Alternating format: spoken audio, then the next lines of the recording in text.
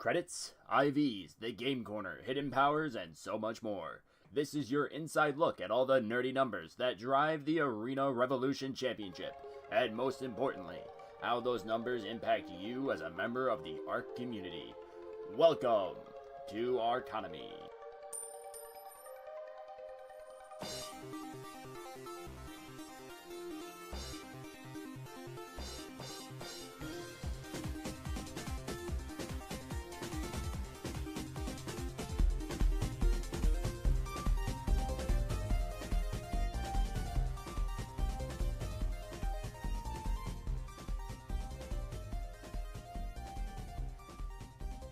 Hello, ladies and gentlemen, and welcome to ARConomy, your go-to podcast for all the nerdy numbers behind the Arena Revolution Championship.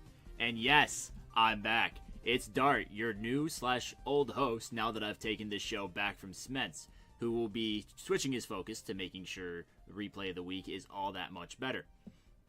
Not only are we getting back to me hosting the show, we are getting back to regular weekly episodes and back to talking about numbers way too much. And back to making you realize math can be fun when you aren't talking about how Billy and his 7 friends, who all want different sizes of pizza. Seriously, those old math word problems, especially the new Common Core, they just don't make any sense. Who wants 7 different size slices of pizza? Just you separate it evenly. But enough rambling, though. We're going to be going right into it. It's going to be a bit of a shorter podcast episode because it's the start of a new week. But we have like 13 battles to discuss, so maybe not. And we're going to go right into how the fights last week affected the Game Corner. But before we do, I just want to explain some terminologies. I'm giving some titles out to different battles throughout the week. And one of these, the biggest upset, is kind of self-explanatory. The biggest upset is the battle that resulted in the biggest upset. We'll get to which one that was in a little bit, but I have 3 others. The most unknown, the biggest spread, and the heavy favorite. The most unknown is kind of simple. That is the battle that the fewest number of people picked. For example, this week it went to a battle which literally only saw 1 pick in the Game Corner. One person was picked once, the other combatant wasn't picked at all. This is the most unknown. No one knew what was going to happen. And then you have biggest spread and heavy favorite, which sound like they're going to be one and the same. Biggest spread is the one that had the biggest difference between Game Corner points picked for combatant A and Game Corner points picked for combatant B. So let's say combatant A is picked 3 times for at all 5 points and they have 15 points, and combatant B isn't picked at all. That's a 15-point spread in favor of combatant A. And heavy favorite, on the other hand, is the battle which sees one person picked the most compared to the other one. So again, going back to our previous example of person A getting 3 picks compared to combatant B getting 0, the favorite by 3 picks is combatant A. They're not necessarily one and the same, though. For instance, this week, they went to separate battles. So enough of me explaining. Let's get to what you're here for, looking at the numbers. And we're starting off A. Kelly versus Shoops. A. Kelly won the match, of course, and he had 4 picks for 10 points in his favor. A 4-pointer from Shadow, a 3-pointer from Venge, 2 points from Otto, and a 1-pointer from Yui.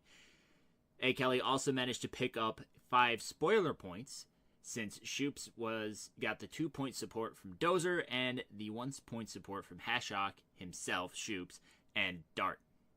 That'd be myself. So a lot of support from Platoon 2, Despacito 2, whatever you want to call them, and unfortunately it was not enough to pay off. Then we had Yo Pierre versus Zovier, which was a no-show, so there was no Game Corner payout for this, which was really interesting because it actually had a decent effect on the Game Corner if it had happened. For example, Pierre had 2 picks for 6 points.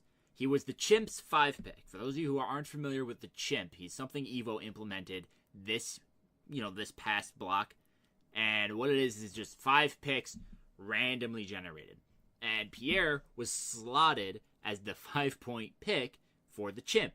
And if he had battled and won, the Chimp would have been brought up to 13 points, which would have been enough to put him at 2nd place in the current standings, behind only Shadow, who won this week with 14 out of his personal possible of 14. He had a perfect week, but he didn't do the number 1 pick like everyone else did. And Choose, who slotted Pierre at his 1-pointer, would have went from 9 points to 10. His IV payout would have stayed the same at 6 IVs, but he would have broken his tie with Hashok and instead tied with Dozer and Sage on the leaderboards. And then Zovier also got a 5-point pick. His was from Max. Max would have went from 7 to 13 if Zovier had stayed in Arc, battled, and won. Zovier is now MIA, for those of you who haven't noticed, which again is good enough for 2nd place, and his IV payout would have increased from 5 to 8. After that, we had Dozer and Hart Huang, and this was our most one-sided match of the week, because Huang only had one single point, one single pick for him, and that was courtesy of Otto. Meanwhile, Dozer got 9 picks. That's an 8 pick difference for 28 points. He got 5-point privileges from Venge and Dozer. He got 3-point privileges from Dart, Brecker, Yui, and Hashok, and 2-point privileges from Shadow, Shoops, and Evo. And Dozer managed to avoid Evo's cursed week. He was Evo's only win. Evo went 1 for 4 on the game corner, and there's a reason why he's currently last. Moving on, we have Brecker and Vendetta, and sorry about the pause there. My scroll wheel was not working. I could not get to my notes. Brecker versus X Vendetta. Brecker got 5 picks for 13 points. He saw 4-point honors from Choose, 3-point honors from Otto, and he got the 2-point slot on Abrant and Brecker's and Venge's game corner forms, while Vendetta saw absolutely no love whatsoever. Cyricos versus Choose saw Sai getting 6 picks of love for 25 points of love. There's just so much love thrown around in Sai's general direction. I mean, have you heard that man's voice? If anyone's deserving of love, it is him. I envy Sai's voice. And based on what the Remark Talk chat looked like after my bullet punch last week, that should mean something. But yeah, he got 6 picks for 25 points. He got 5-point honors from Shadow and Smets, 4-point picks from Dozer, Hashok, and Dart, and the 3-point slot from Abrant. Meanwhile, Choose did see a 4-pointer himself. It was from Evo. Yeah, so Evo did manage to curse Choose. Choose is not as lucky as Dozer in that regards. Of course, Sai won. He picked up the 4 spoiler points, as well as the 25 regular earned points. Then we had Shiny, who faced the Commissioner Evo himself. Shiny saw love across the board. He got picked across the board. He got a 5-point pick from Choose, a 4-point pick from Max, 2 3-point picks from Shoops and Shadow, a 2-point pick from Smets, and a 1-point pick from Venge. While Evo managed to receive 2 picks of his own for a total of 4 points, a 3-pointer from the Chimp, and a 1-pointer from Evo. Now, Evo's cursed week did apply to regular battles as well, as Evo was unable to win, and he was the Chimp's only wrong pick, but possibly only because Pierre and Zovier didn't battle. Again, like we said, Pierre was the Chimp's 5-point pick. So the Chimp actually had a pretty good week. After that, we had Dan the Gaming Man versus Na.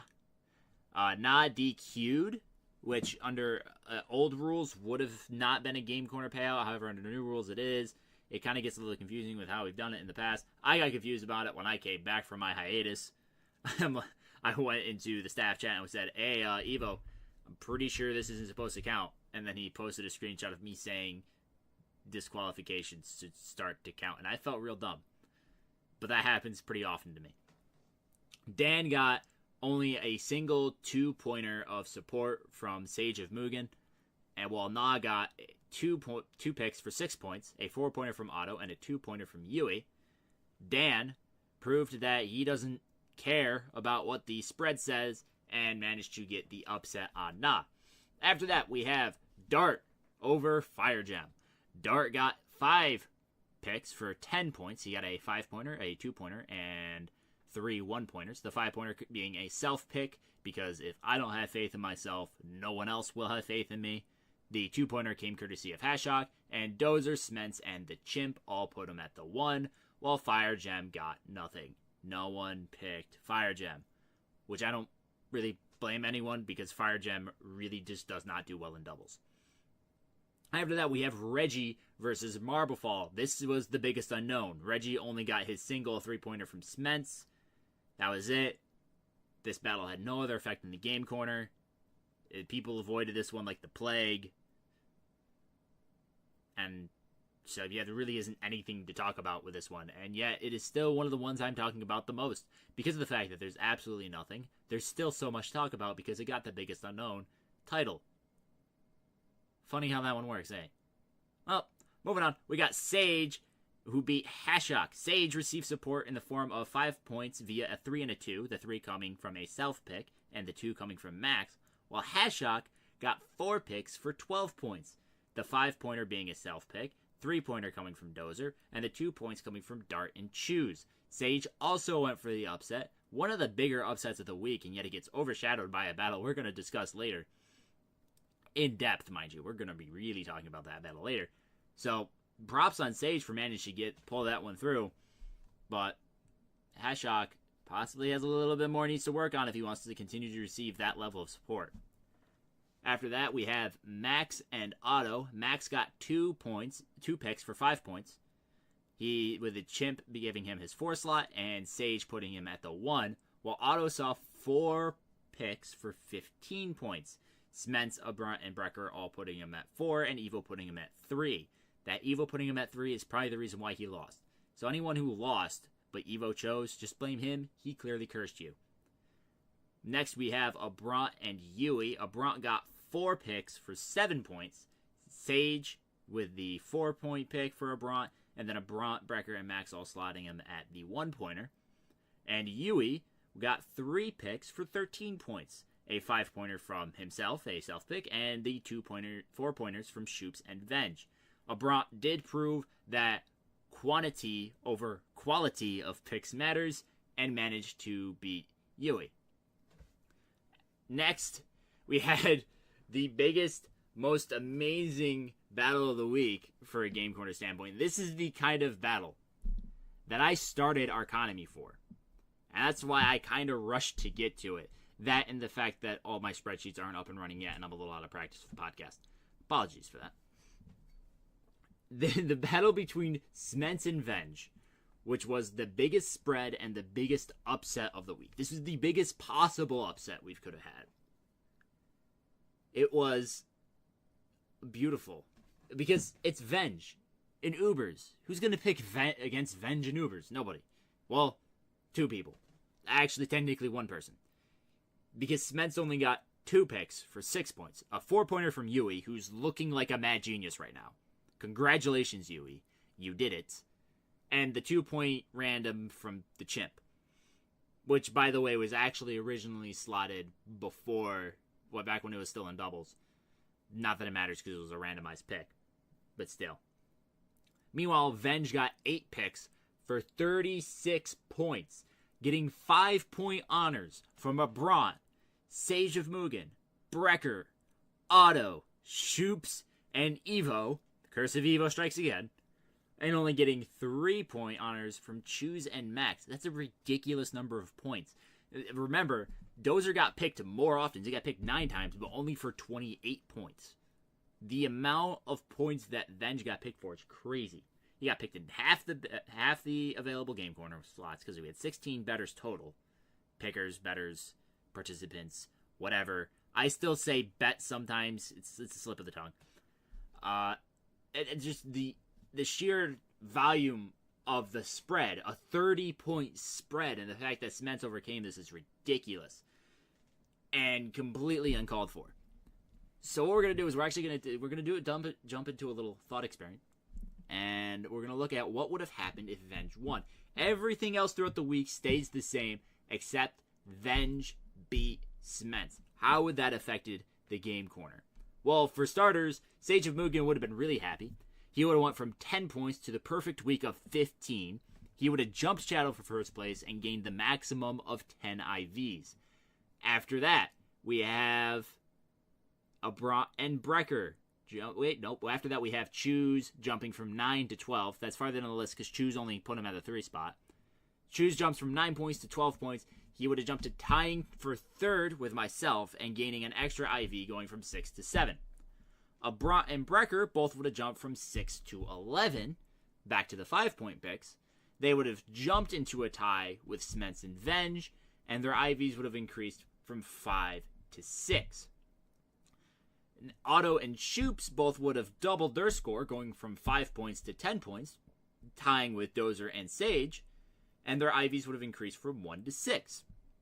Following suit is Max, who also jumped to 10 points, only for him it would have been from 7, so he would have joined Otto, Shoops, Dozer, and Sage to a tie at 10, and his IVs would have jumped from 5 to 6.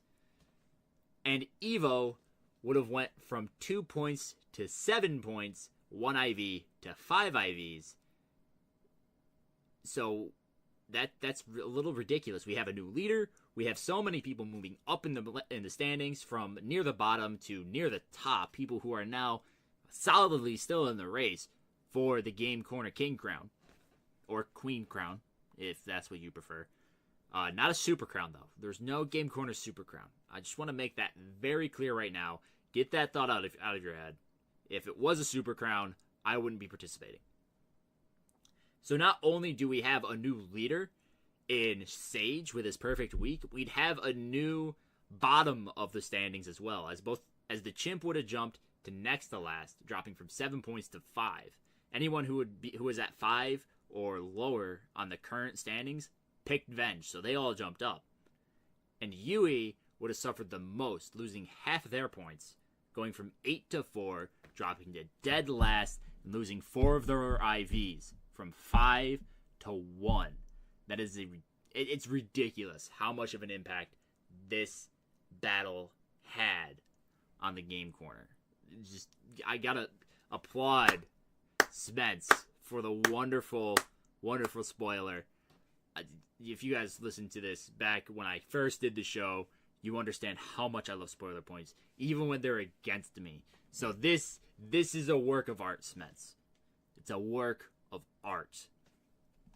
By the way, Yui, you owe Sments. Well, Sments owes Yui, I don't know, something good for keeping Yui out of last place of the current leaderboards. Well, as I mentioned, beautiful, beautiful spoiler points. Sments is, of course, at the top of the standings, 36 spoiler points right now, having spoiled 8 picks. Second place, Max, isn't even half of that. He's only at 15 spoiler points. Bronson third with 13, Sage at 12, Dan at 6, A. Kelly at 5, Shadow and Syracuse both at 4, and Dozer at a solid 1 spoiler point. Way to go, Dozer. Keep up the good work. Oh, wait, you can't. You went inactive. Just as I predicted. You always go inactive after doing something good. Or bad. You just go inactive a lot. But that's okay. We still love you. And I love you guys, audience. Participants, Game Corner people, Arcana nerds. ARConomy nerds? I don't know. Should we have a title for you guys? People who actually listen to the show? Something like, a cringy YouTube sort of thing, I know. Like, the bros or the theorists or whatever, but I don't know. I want a good sign-off. I don't have a good sign-off. Guys, what should my sign-off be? Let me know in remark top what my sign-off should be for the end of these, so it's not nearly as awkward as me just stopping the recording whenever I dang well please.